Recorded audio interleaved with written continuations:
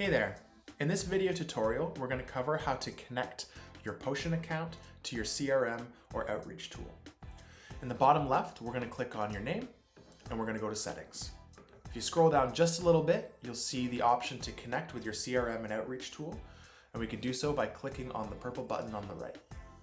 This is going to bring up the list of our integrations. You can either use the search bar at the top to find your tool, or if you scroll through, you can find the one that you're using, hit Add Connection, which is going to give us a bit of a pop-up.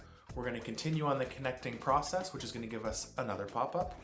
We're going to make sure we have the correct account selected, and we're going to click Choose Account.